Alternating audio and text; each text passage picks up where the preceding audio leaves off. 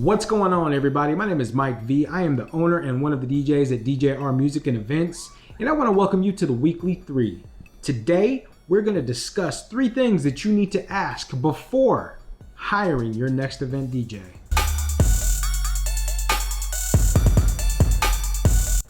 Let's get this started. Number 1, how many years of experience do they have? DJ experience can range from just started to more than 30 years. Depending on your event, that'll tell you what type of DJ and experience you need. Example given. You have a birthday party, 10 friends, some family members. You may be okay with a DJ with 0 to 2 years experience. You have a wedding with 300 guests and you've put your time and your money in it.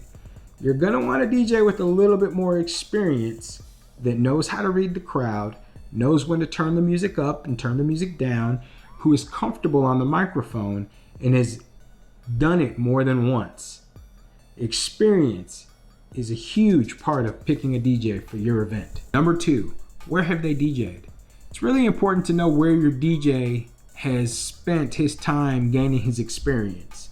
If a DJ has been in front of his computer in his bedroom as a bedroom DJ, performing live on Twitch and Facebook and other social media areas, he may not be as comfortable in a live setting where there's actual people.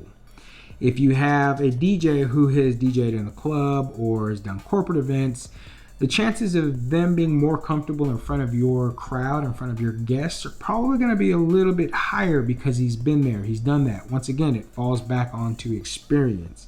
I know we all have to start somewhere. All DJs start with small crowds, but these are questions that you need to ask in the interview process. How much experience do they have? And where have they DJ'd? Number 3, do they have proof and references? It may be a good idea for you to see your DJ in action.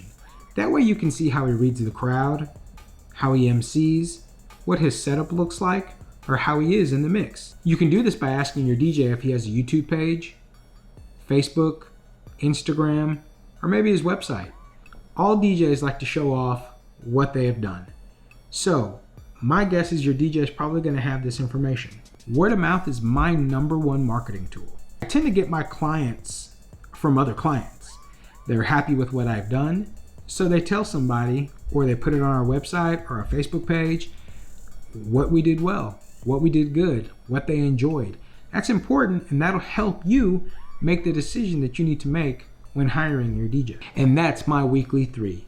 If this helped you and you learned something, hit the like button, subscribe, and make sure to hit the bell notification. Be looking out for our next Weekly 3. Currently, we're putting together a YouTube series that'll help you choose the right DJ for your event.